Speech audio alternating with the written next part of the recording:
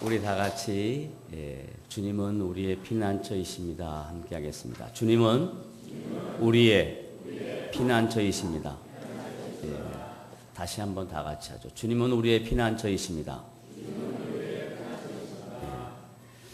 오늘은 야고보서 2장 14절부터 18절 말씀 함께 나눕니다.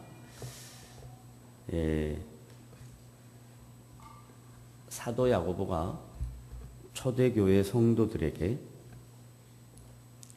그리고 예수를 믿는 주님 오시는 그날까지 신앙생활하는 성도들에게 매우 중요한 신앙의 원리를 설명하고 있습니다. 신약 성경은 27권으로 되어 있는데 이 27권 중에 13권을 바울이 써서 바울서신이라 이렇게 명합니다. 그리고 히브리서 다음에 나오는 야고보서부터 시작해서 베드로전서, 요한 1, 2, 3서 그리고 유다서까지 이 7권을 일반서신이다 혹은 공동서신이다 이렇게 이야기합니다. 공동서신, 일반서신이라고 하는 이 7권의 책 속에 사도 야고보가 초대교회 성도들과 오늘 우리들에게 주시는 하나님의 말씀은 매우 중요한 성도들의 가치관 그리고 매우 중요한 이 세상에서 성도가 세상과 구별되는 것이 무엇인가 하는 것을 가르쳐주는 내용이 되겠습니다. 그 중에 야고보서 1장부터 시작해서 지난주에 2장 13절까지 우리는 쭉 말씀을 살펴보았고 오늘 이제 14절부터 18절까지는 신앙생활하는 성도들에게 잠시 혼동을 줄 수 있는 내용들이 기록되어 있습니다. 예를 들면 믿음과 행함에 대한 문제입니다. 믿음이 중요한가 아니면 행함이 중요한가 하는 것입니다. 사도 바울은 13권의 바울서신서에 초대교회 성도들과 모든 지체들에게 신앙생활에는 믿음이 중요하다라고 강조합니다. 왜냐하면 초대교회 구성원들이 유대인 그리스도인과 이방인 그리스도인이 있었는데 유대인 그리스도인들은 2000년 이상 모세 율법과 그리고 그 율법의 전통에 따라서 하나님을 알아가고 그리고 그 율법과 전통에 따라 신앙생활을 해왔습니다. 그런데 때가 참에 하나님께서 그 아들을 이 세상에 보내셨습니다. 예수님이 오시고 난 다음 2000년 동안 내려왔던 하나님의 언약 백성들의 신앙과 전통은 율법으로 국한되어 있던 것이 복음으로 변화되었습니다. 그래서 유대인들은 율법이라는 전통과 관습을 조상 대대로 내려와 있었기 때문에 이걸 한순간에 버리기가 어려웠습니다. 그래서 사도 바울은 바울서신서에서 율법은 몽학선생이다. 복음이 오기 전까지 하나님의 은혜가 드러나기 전까지 너희들에게 하나님께로 인도하고 죄가 무엇인가를 가르치는 몽학선생에 불과하다. 그러니 예수 그리스도가 하나님의 아들로 오셔서 십자가에 죽으시고 부활하신 이 복음의 본질, 이게 하나님과 모든 하나님의 백성 사이에 중재 역할을 감당하신 예수 그리스도의 십자가 부활의 사건이다. 이게 복음의 핵심이다. 라고 바울 서신서를 통해서 다양한 여러 교회 성도들에게 편지를 씁니다. 또한 이방인들로 구성된 기독교인이 하나님이 누군지 알지 못했습니다. 자기들 조상들이 대대로 섬겼던 우상이 있었습니다. 그리고 그 우상의 지배하에 찌들어 살았던 그 이방인들이 예수 그리스도의 십자가와 부활의 사건을 만나고 복음 안에 들어왔습니다. 그러니까 그들에게는 너희들의 전통과 너희들의 종교적 관습을 버리고 복음 안으로 들어와라. 예수님의 십자가와 부활의 사건이 핵심인 이 복음은 너희들에게 하나님의 자녀가 되는 은혜를 주셨고 이제 하나님의 통치와 하나님의 다스림을 받는 백성이 되었다. 이런 얘기가 사도 바울이 초대교회 구성원인 유대인 그리스도인과 이방인 그리스도인에게 가르쳐줘야 될 하나님의 말씀이었습니다.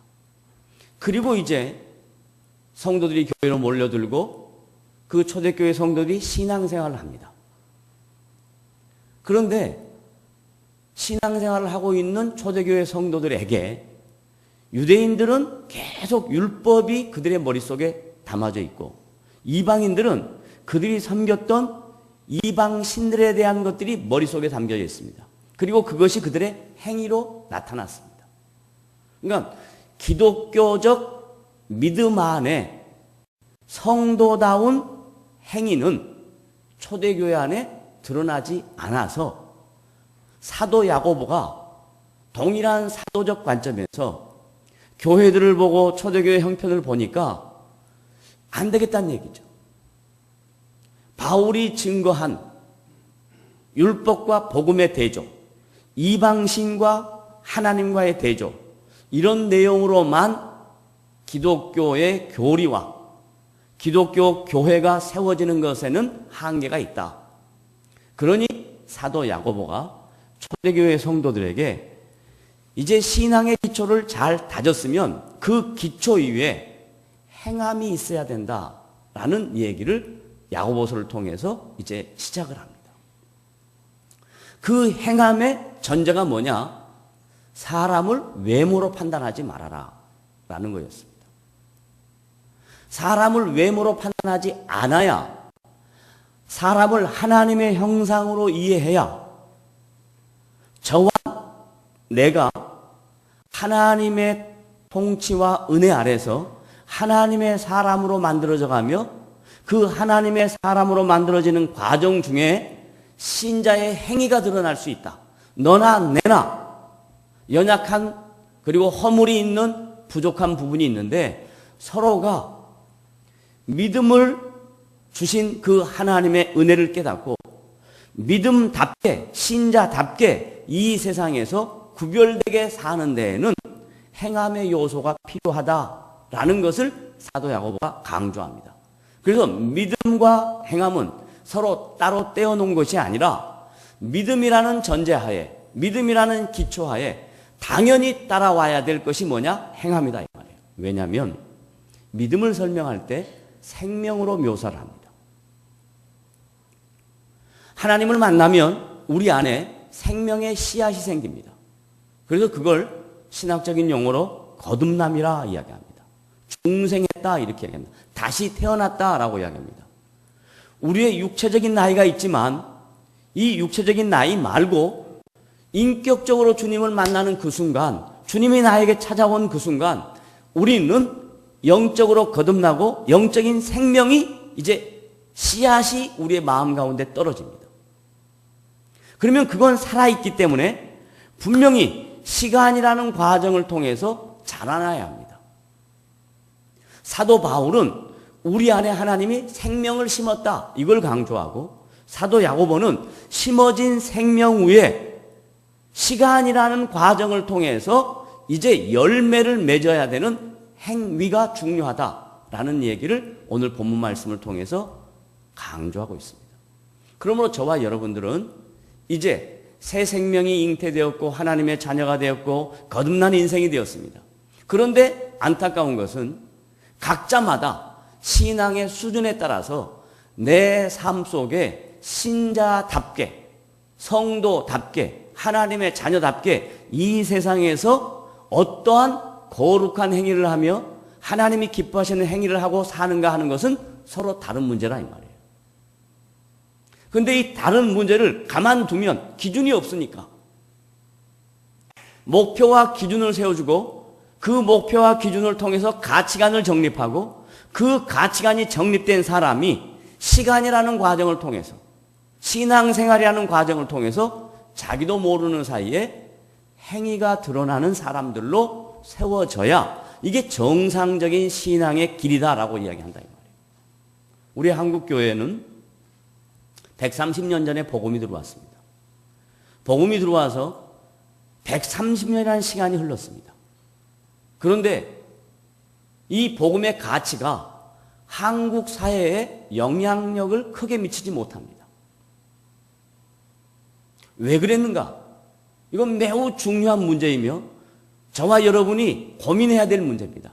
그걸 개인적으로 적용하면 내가 예수를 만나고 내가 신앙생활을 시작한 것이 만약에 우리 3대 조부부터 시작했다면 4대인 나까지 수많은 시간이라는 과정이 우리의 가정과 우리의 삶 속에 있었습니다. 그래서 당신은 언제부터 신앙생활을 했습니까? 그러면 4대째 혹은 3대째 혹은 2대째 아니면 저희 당대에 예수를 믿습니다. 그러면 당대에 믿는 사람과 4대, 5대에 믿는 사람과 분명히 뭔가는 달라야 되는데 그런 모습이 우리 한국교회 안에 우리 성도들의 삶 속에 이렇게 크게 비교가 되지 않는단 말이에요. 오랜 세월을 신앙생활을 하고 자기의 가정이 기독교적 가정이라고 그렇게 하는데도 불구하고 그리고 교회의 직분은 갖고 있는데도 불구하고 그의 실제적인 삶 속에 기독교인다운 행함의 모습이 전혀 없다 이 말이에요. 그러면 기독교인다운 행함의 모습을 사도 야고보가 뭘로 얘기하냐? 높은 가치관, 고귀한 성품 이런 것 갖고 얘기하지 않고요. 실제적인 삶의 문제를 가지고 얘기를 합니다. 예를 들면 너희 주변에 눈을 뜨고 사니까 너희 주변에 형제 자매가 헐벗은 사람이 있다. 배고픈 사람이 있다. 초대교회 당시에는 대부분 많은 성도가 상대적으로 열악한 계층에 있습니다. 상대적으로 노동자와 노예의 신분에 있는 사람이 더 많습니다. 그런데 교회 안에 소수이긴 하지만 지체들 중에 나름대로 먹고 살만하다 이 말이죠. 나름대로 누리고 살만하다 이 말이죠. 그런데도 불구하고 누리고 사는 성도가 먹고 살만한 성도가 상대적으로 먹고 살지 못하고 열악한 환경에 있는 지체를 보고 전혀 반응하지 못한다면 신앙생활이라는 것은 관념이나 개념이 아니다 이 말이에요. 철학적 기준이 아니다 이 말이에요. 신앙생활은 실제적인 삶의 적용이다 이 말이에요. 실제적 삶의 적용은 내 눈에 보이는 것, 지금 당장 내 삶 속에 펼쳐지는 상황 속에서 내가 어떻게 하나님의 백성답게 행동을 하고 판단을 하고 결정을 할 것인가 하는 것이 우리의 각자에게 주어진 삶의 임무다 이 말이에요. 대단한 거룩한 일, 대단한 고귀한 일 이것도 중요하지만 가장 기본적이고 실제적인 일을 하지 못하고 고귀하고 거룩한 일만 생각하지 말아라 이 말이에요. 가장 실제적이고 가장 기본적인 일부터 시작을 해야 된다. 작은 일부터 시작해야 된다. 다 같이 한번 따라갑시다. 신앙생활은 큰 일부터 한다. 작은 일부터 하는 거예요. 작은 일부터. 목사님, 언젠가 한번 제가 큰 일 하겠습니다. 그러지 말고 작은 일, 교회 와서 공간이 이렇게 있으면 이렇게 한번 돌아보면 수도 없이 손이 가야 될 때가 많이 있습니다.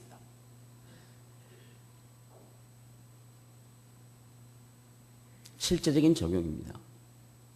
그러면 내 눈을 높은 곳을 향하지 말고 낮은 곳을 보고 교회가 정돈이 되어 있지 않으면 내가 와서 정돈을 하는 겁니다.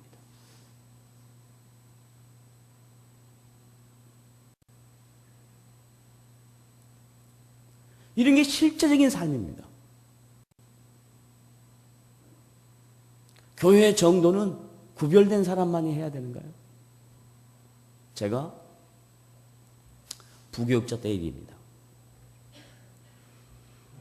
담임 목사님하고 계단을 이렇게 올라가는데 아마 그 계단이 굉장히 지저분했던 모양입니다. 담임 목사님이 올라가다가 그걸 줍습니다. 그래서 저한테 하는 말이 야, 이거 좀 치직을 했냐? 이렇게 하지 않았습니다. 본인이 다 죽고 난 다음에 저한테 하는 말, 김 목사, 이런 게 안 보이지? 예, 안 보입니다. 못 봤습니다. 그런데 담임 목사가 되면 다 보인다? 저한테 그렇게 가르치는 거예요. 근데 정말로 제가 담임 목사가 돼서 목회를 하면서 같이 부교육자가 이렇게 가면 부교육자는 못 봅니다. 근데 저는 보입니다. 그럼 제가 예를 들면 그걸 정돈을 한단 말이죠. 저도 똑같이 야, 조 목사 안 보이지? 안 보인대. 그게 무슨 말인지 아십니까? 왜 담임 목사 눈에는 보이고 부교육자 눈에는 안 보일까요? 여러분 정말 이 교회가 주님의 것이라고 믿는다면 여기는 담임이라는 것도 없고 부목사라는 것도 없습니다. 여기는 전부 주님의 것입니다. 이건 전부 주님의 교회입니다. 그러면 여러분들 마음속에 주인의식을 갖는 겁니다. 주인의식을 가지면 보입니다. 내가 무엇을 해야 될 것인가 압니다. 그런데 객이 되면 항상 얘기를 하죠. 항상 말을 하죠. 여러분 가정에 대해서 밖에 나가지고 야, 우리 집은 맨날 더러워. 야, 우리 집은 항상 문제가 많아. 그렇게 말하는 사람이 있습니까? 안 합니다. 왜? 자기 집이니까. 그런데 방문객이 그 집에 가봤어요. 가봤더니 설거지가 이렇게 쌓여 있어요. 뭐 지저분하기 이럴 데가 없어요. 그래 갔다 와서 하는 말이 왜 그 집은 그렇게 더러워? 그런단 말이에요.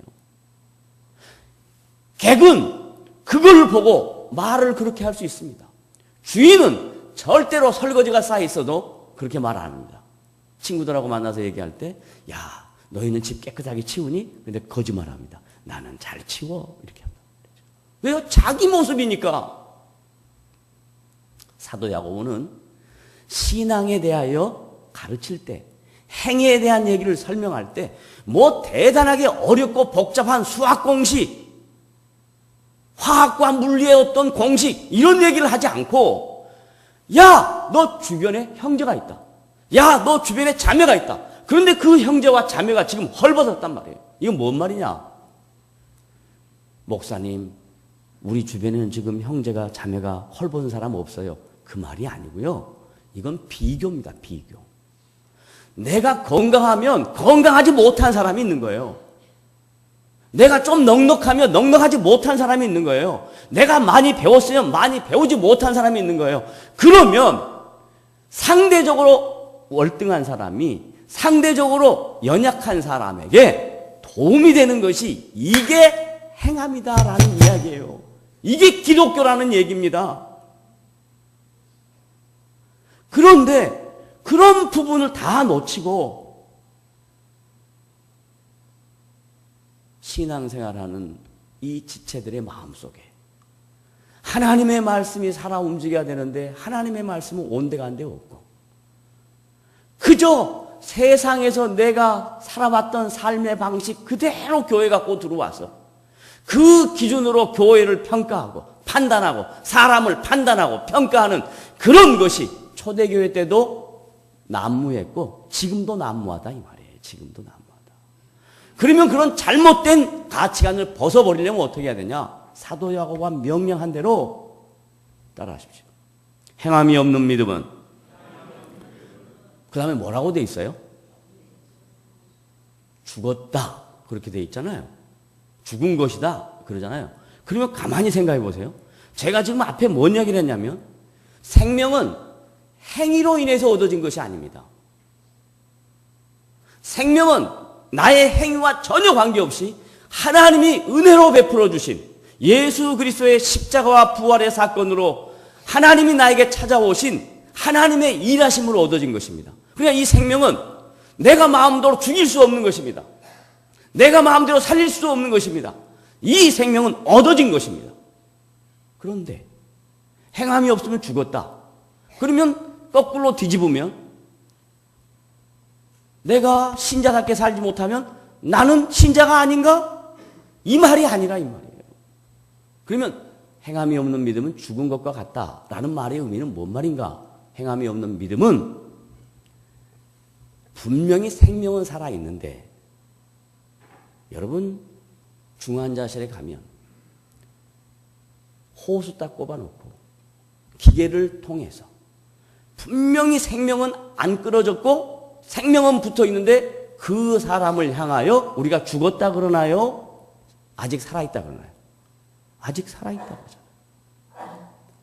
행함이 없는 믿음은 마치 뭐가 같냐? 중환자실에 누워서 생각도 못하고 행동도 못하고 아무런 것도 할 수 없는 그런 사람과 같다 이 말입니다. 그런 사람들이 모여서 무슨 의미를 만들어내겠습니까? 그런 사람들이 모여서 무슨 가치를 드러내겠습니까? 그런 사람들이 모여서 어떻게 하나님이 기뻐하시는 일을 도모하겠습니까? 적어도 내가 하나님의 은혜로 내 안에 영적인 생명이 살아있다라고 생각한다면 이제 1대냐, 2대냐, 3대냐, 4대냐, 5대냐 하는 것이 중요한 게 아니라 내가 얼마만큼 신앙생활을 했든지 간에 하나님의 말씀을 배워서 배운 말씀을 적용하고 실천해야 되겠다라는 다짐이 여러분 마음속에 있어야 하고 그 다짐을 통해서 작은 것에서부터 실천해야 되는 여러분의 결단이 있어야 된다 이 말입니다. 사도 야고보가 그걸 가르치기 위해서 초대교회 성도들에게 이 편지를 쓴 겁니다. 그러면 혹자는 저에게 이런 질문을 할 것입니다. 목사님, 왜 우리가 그렇게 해야 됩니까? 왜 행함이 있는 그런 신앙생활을 해야 됩니까? 나는 그거 싫거든요. 왜? 우리가 살고 있는 이 시대의 트렌드를 포스트 모더니즘 시대라고 이야기합니다. 모던이라는 말은 근대라는 표현인데 근대 하면 산업화, 문명화, 그 다음에 도시화, 그걸 다른 말로 말하면 삶의 편리함이 되었습니다.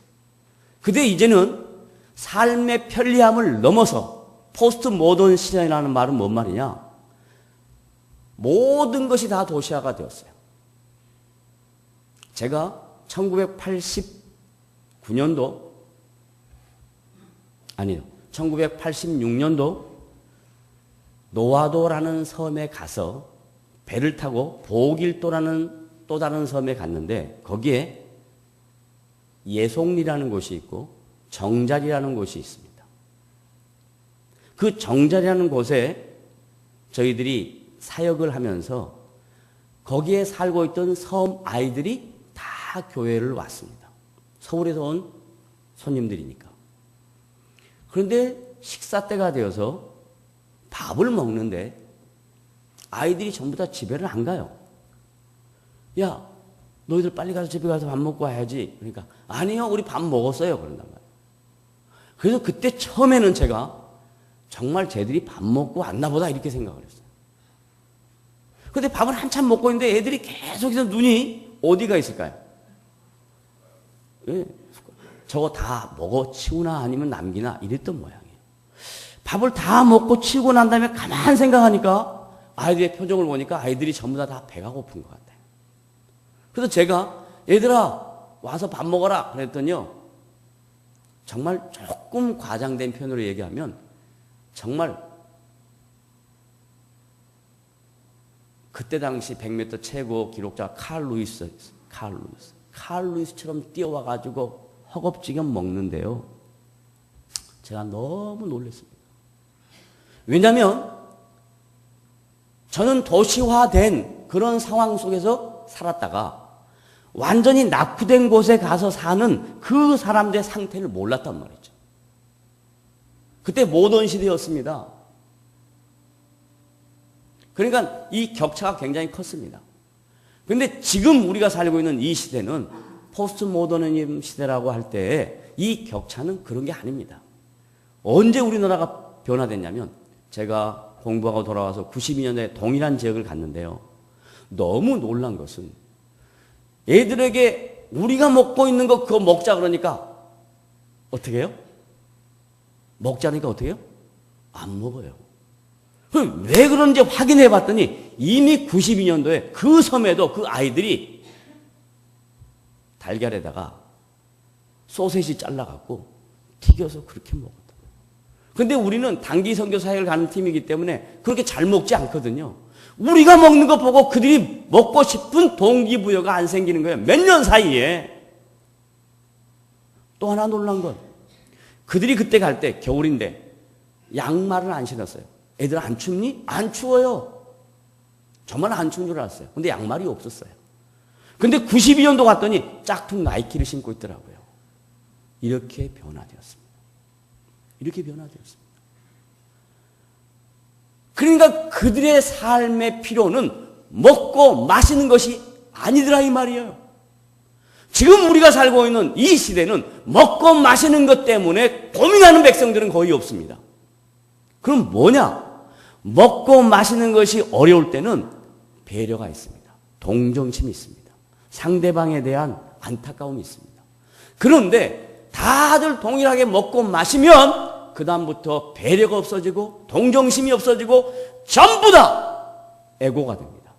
다 자기중심이 됩니다. 다 자기중심이 됩니다. 그러니까 교회 안에 상대방에 대한 배려나 지체에 대한 이해가 점점 없어져 가는 겁니다. 그럼 믿음이라는 건 뭘로 남냐? 형식으로 남습니다. 내가 교회 왔다 갔다 이 말이에요. 눈도장 찍었다 이 말이에요. 내가 해야 될 도리, 기독교인의 도리 했다 이거예요. 하나님 알죠? 내가 교회 가가지고 헌금도 했어요. 예배도 참석했어요. 이걸로 끝내는 겁니다.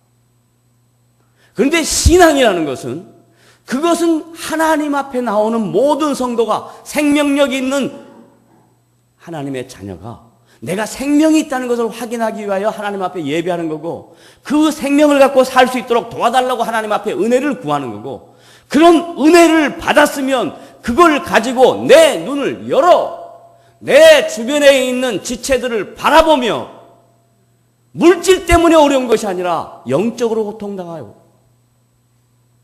정신적으로 눌려있고 상대적인 비교 때문에 인생을 어떻게 살아야 할지 고민하는 그 사람들이 우리 주변에 너무나 많다 이 말이에요. 잘 먹고 잘 산다고 해서 삶의 질이 높아진 것이 아닙니다. 여러분 아시잖아요? 전 세계에서 너의 삶이 행복하냐, 행복지수, 삶의 지수를 검사를 해보면 어느 나라 사람들이 삶의 지수가 높습니까? 잘 사는 사람들이 세된 사람이 높습니까? 절대 그렇지 않습니다. 네팔 사람들이 높습니다. 스리랑카 사람들이 높습니다. 그 사람들은 매우 경제적인 박탈감과 그리고 인간답게 살 수 있는 그런 여건과 상황이 갖춰져 있지 않습니다. 여러분 가만히 생각하십시오. 언제 여러분의 가정에 집집마다 텔레비가 있었습니까?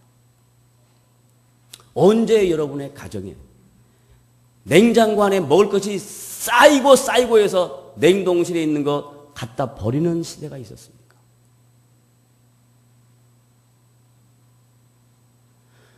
이 38 이북에 지금 우리의 동족들은 하나님의 징계일 수도 있습니다만은 우리가 자연을 모르고 기후를 모르니까 하나님의 마음을 정확하게 모르니까 저 이북에 있는 우리 동족들은 지금 가뭄으로 인해서 온 땅이 쩍쩍쩍쩍 갈라지고 기근으로 인해서 먹을 것이 없어 수도 없이 많은 사람들이 아사되어 가고 있다 이 말입니다. 이건 정치 논리가 통하지 않습니다. 이건 어떤 당의 정책과 어떤 당의 정책이 다르다. 이거 중요하지 않습니다. 이건 인간이 가져야 될 기본적인 자세입니다. 기독교인이 뭐 하고 있냐 이 말이죠. 여러분이 뭐 하고 있냐 이 말입니다. 내가 건강할 때 건강하지 못한 사람을 돌아볼 줄 알아야 그것을 가리켜 행함이 있는 믿음이라 이렇게 얘기하는 거예요. 나는 건강하니까, 나는 가지고 있으니까, 나는 누리니까 너가 어떻게 됐니 관계없다 라고 한다면 그것만큼 기독교가 기독교답지 못한, 마치 기독교가 개독교 같은 그런 집단이 세상 사람들이 우리를 향하여 개독교라고 얘기하는 것입니다. 여러분, 조금만 의식이 있는 사람은 제가 매주 금요일 저녁 기도회를 6월 달부터 같이 동참을 하며 첫째 주에는 선교 기도회, 둘째 주는 구국 기도회. 그래서 어제 그제 저녁에 구국 기도회 내용으로 같이 기도를 하기를 원하면서 기도하기 전에 잠깐 말씀 전하는 시간에 이 나라의 형편을 잠깐 얘기했습니다. 그 중에 여러분들에게 가장 본질적인 문제, 교회에 대한 문제 얘기를 드리면 우리나라가 모든 국민들이 부채를 안고 삽니다. 근데 우리나라만 그런 거 아닙니다. 전 세계가 다 그렇게 됩니다. 다 부채를 안고 살아가는 건 맞습니다. 그래서 의식 속에 야, 은행 돈이 내 돈이지 내가 은행 돈 마음대로 이용해서 쓰면 되지 하는 의식이 여러분 모두 머릿속에 다 깔려 있습니다. 그래서 지금 현재 여러분 각자 가정의 대부분 다 개인 부채, 가정 부채를 안고 살 것입니다. 그런데요, 여러분 개개인들이 그렇게 생각을 하기 시작하니까 교회도 똑같이 그렇게 합니다. 제가 92년도에 목회학 박사 과정에 처치 그로스라는 과목을 공부하는데 엘마 타운스라는 교수가 교회 성장을 하려면 몇 번 중요한 순서를 가르쳐주는 가운데 두 번째 순서가 뭐였냐면 using bank였습니다. 은행을 활용해라 그랬습니다. 그 얘기를 듣고 한국교회 목사들이 다 돌아와가지고 뭐 했냐? 은행에서 교회 잡아놓고 대출했습니다. 그런데 97년도 IMF가 터지니까 갑자기 이율이 막 2배, 3배 되는 거예요. 그러니까 교회가 그걸 감당 못하니까 교회가 공중분해가 됩니다. 그런데 그런 가치관이 교회 안에 팽배해서 전부 다 공중분해가 안 되고 어떤 교회는 은행을 이용해가지고 커졌단 말이에요. 그건 10개 중에 하나, 지금은 100개 중에 하나입니다. 그런데 나머지 9개가 다 무너졌는데 무너진 건 안 보이고 성공한 하나가 보인단 말이에요. 그러니까 목사들이 너도 나도 다 교회에 담보 잡고 대출을 합니다. 그래가지고 은행 빚을 하나님의 거라고. 은행 돈은 하나님의 거라고. 이런 얼어 죽을 소리가 어디 있습니까? 무슨 은행 돈이 하나님 거예요? 지 것도 하나님 것으로 안 하면서 자기 건 하나님 거라고 놀려야 될 거 아니에요? 그 자기 건 하나님 거 아니야. 자기 건 자기 거야. 근데 은행 건 하나님 거래. 얼마나 이런 도둑놈 심보예요. 그렇게 해서 전부 다 대출을 해옵니다. 그래가지고요, 지금 우리나라에 종교재단에서 갖고 있는 부채가 4조 9천억입니다. 4조 9천억. 그런데 그 중에 기독교가 갖고 있는 빚이 4조 4천억입니다. 이 이자를 6%로 잡아서, 보통 대출 금리입니다. 6%로 잡아서 계산을 해봤더니 한 달에 이자가 455억입니다. 455억을 교회가 은행을 살리고 있다 이 말이에요. 이게 지금 교회입니다.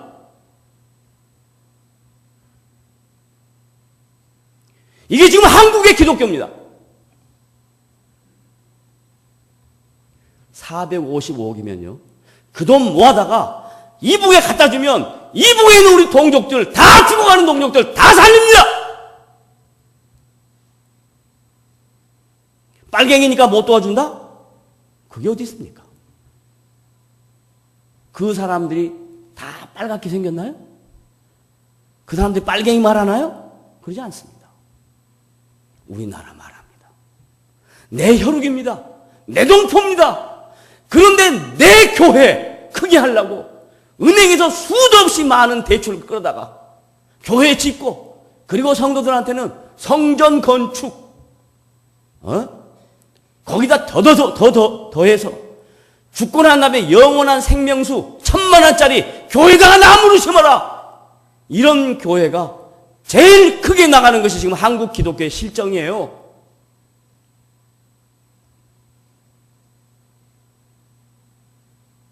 그런 교회를 보고 크다, 그런 목사를 보고 훌륭하다,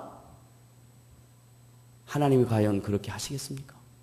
왜 그렇게 안 하냐? 성경에 이미 써놨잖아요. 사도 야고보가 내 형제나 자매가 헐벗거든 그를 배부르게 하라, 그를 따뜻하게 하라.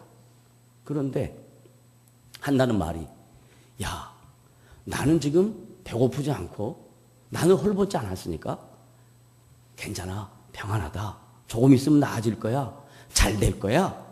이런 얘기하는 것은 죽어있는 믿음이라 이 말이에요. 호수 꺾고 병원 중환자실에 누워있는 마치 죽어있는 생명과 같은 믿음을 너희들이 갖고 있다라고 사도 야고보가 이야기합니다. 그럼 어떻게 해야 되는가? 우리 모두는 적어도 신앙의 가치관이 살아있다면, 감각이 살아있다면 이렇게 하십시오. 디모데전서 6장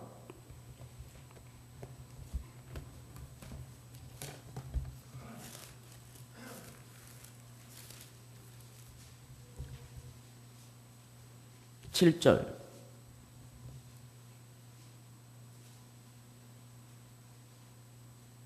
8절 두 절만 읽겠습니다. 디모데전서 6장 7절, 8절 다 같이 함께 읽습니다. 시작.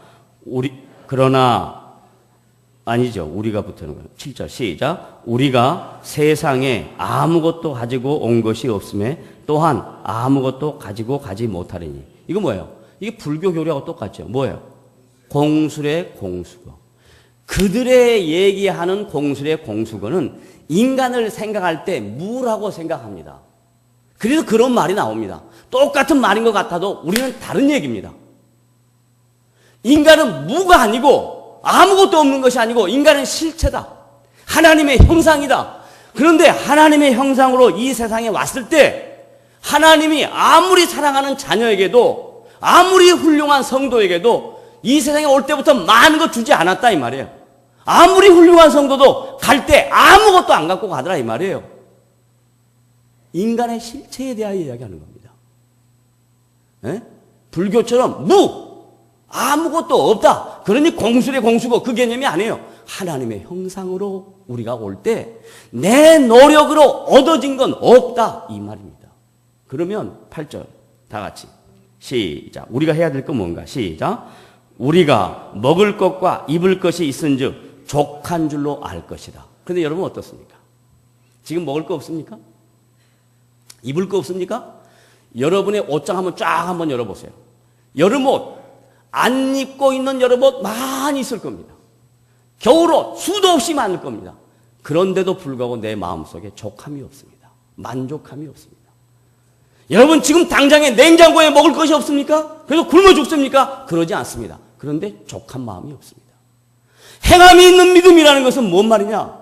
지금 현재 내 삶에 먹을 것과 입을 것이 있으면 족한 줄로 알고 감사하는 마음으로 하나님 앞에 나와 감사하는 성도를 행함이 있는 믿음이라 그렇게 얘기하는 것입니다. 제가 묻겠습니다. 여러분 족하십니까? 이거 봐. 자신 있게 대답 못 하잖아. 목사님 족하지 않거든요. 그러나 말씀을 통해서 권면합니다. 여러분 모두는 그리스도 안에서 하나님의 통치를 받으며 현재 여러분에게 주어진 모든 상황을 족한 줄로 알고 자족하는 마음 갖기를 주님의 이름으로 부탁을 드립니다. 자족하십시오. 자족하면 그때부터 뭐가 되냐? 내 옆에 있는 지체가 보입니다. 자족하는 마음이 없으면 절대로 안 보입니다. 왜냐하면 내가 자족하지 않으니까 더 뭐 해야 돼요? 채워야 되잖아요. 더 누려야 되잖아요. 그러니까 옆에가 안 보이는 거예요. 그런데 자족하는 마음이 딱 생기면 그 다음부터 눈이 띄어집니다. 귀가 열립니다. 그래서 내가 못하면 그 사람을 위해서 중보합니다. 어떻게 될까? 어떻게 되면 좋겠는데 이런 마음을 갖습니다. 이걸 주님이 보고 기뻐하셔서 여러분의 인생을 충만케 하실 줄로 믿으시기를 바랍니다. 이거 못 가지면 자족하는 마음도 못 갖고 늘 불평하고 원망하고 뿐만 아니라 행함이 없는 믿음으로 죽은 것처럼 교회 와서는 살아있는 것처럼 하죠. 어떻게 하는 줄 아세요? 꼭 와서 시비를 겁니다. 이건 어떻고 저건 어떻고. 정말 자족하는 마음이 있는 사람은 절대 시비를 걸지 않습니다. 그렇게 됐습니다. 아이고 잘했군요. 아이고 좋군요. 수고하셨습니다. 다 같이 따라해보세요. 아이고. 뭐? 내가 가자고? 좋군요. 잘했군요. 수고하셨습니다. 그러지 않는 사람은, 자족하지 않는 사람은 절대 그런 말이 안 나옵니다. 꼭 토를 답니다. 내가 하면 어떻게 하는데? 그럼 하지. 왜 안 하고 뒤에 지랄이야? 하지 그러면. 제발 상대방이 한 것 있으면 박수 치는 훈련을 하란 말이에요. 수고했다는 말을 해보란 말이에요. 그러면 멋있는 사람이 되는 겁니다. 그런 거 못한다니까요. 절대 못한다니까요. 수고하셨습니다. 정말 잘하셨군요. 이렇게 되는 사람, 그런 사람 행함이 있는 믿음으로 주님을 알아가고 점점 주님께서 그의 인생에 내가 너의 삶의 주인이 되어서 너의 인생을 통해서 더 많은 사람을 유익해 할 것이다 라고 주님이 우리의 삶을 이끌어 가신다는 것을 믿으시기를 바랍니다. 이걸 말씀으로 못 받으면 절대로 안 변합니다. 맨날 호수만 껴놓고 또 다른 호수 갑니다. 그러나 이걸 말씀으로 받으면 호수 뺍니다. 내가 거동할 수 있다라고 생각하는 겁니다. 그러면 그때부터 하나님께서 그 선한 마음과 선한 양심에 주님의 은혜를 베풀어서 여러분도 모르는 사이에 여러분의 인생에 꽃이 피시고 여러분의 인생에 열매가 맺고 여러분의 인생을 통해서 다른 사람에게 축복의 통로가 된다는 것을 믿고 심지 마셔서 여러분 모두 다 하나님의 능력으로 축복의 통로가 되는 복된 성도 되시기를 주님의 이름으로 부탁을 드립니다. 기도하겠습니다. 하나님 아버지 감사합니다. 오늘도 우리에게 귀한 말씀으로 우리를 격려하시고 또 지적하시고 권면하시고 도전하시고 회복해 하셨으니 말씀 잘 듣고 그 말씀대로 살아가는 귀한 성도들 되도록 하나님의 자녀들 되도록 도와주시옵소서. 예수님의 이름으로 감사하며 기도드리옵나이다. 아멘.